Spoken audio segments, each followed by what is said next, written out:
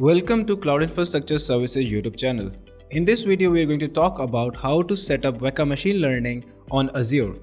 So simply click the link in the description box to come to this marketplace listing for Azure, and from here you want to create a new virtual machine with this particular image. Now this image comes with a pre-installed Weka Machine Learning along with Weka GUI. So simply click on Get It Now and then click on Continue. After that, from this product page, simply click on Create.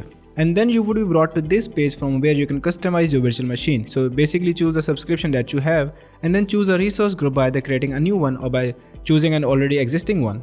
And after that, give your virtual machine a deployment name. So I'm just going to call this one as Weka. And then choose the region or zone where you want to deploy your virtual machine.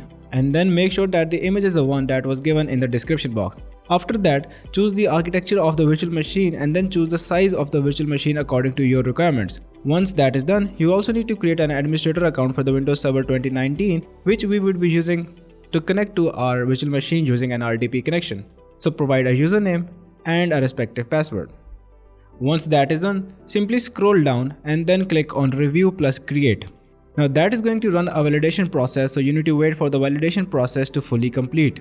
Now once the validation process is done, simply click on Create to actually create this virtual machine. Now once you do so, you need to wait for the deployment process to finish. Now once the deployment process is done, the next step is to connect to a virtual machine using an RDP connection. Now for this, simply click on Go to Resource. And then from this overview page, simply click on Connect and then choose RDP. After that, you would be brought to this page from where you need to click on Download the RDP file. Once that file is downloaded, simply click on it to establish an RDP connection, but this is going to ask you for the credentials. So simply click on More Choices and then click on Use a different account and then provide the credentials for the administrator account that you have created while creating this virtual machine. Once that is done, simply hit OK. And you would be prompted one last time, so simply click on Yes and then wait for the connection to be established. Now once the connection has been established, you also need to wait for the Windows Server 2019 to completely load.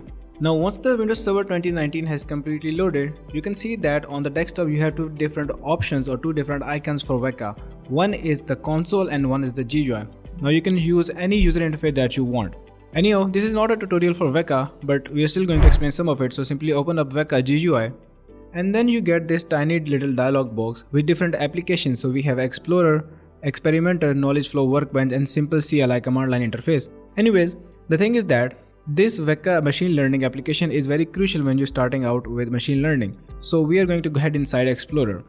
Now in the Explorer, you get different options. So you need to open up a data set by either opening up a file, by providing a URL or by opening up a database directly. Once that is done, the information about the dataset that has been loaded would be represented right over here, and the attributes presented inside the database would be written right over here. Now once you have selected an attribute right from here, the information about that specific attribute is going to show itself in this little dialog box, and this little dialog box would be used to show the histogram of that particular attribute.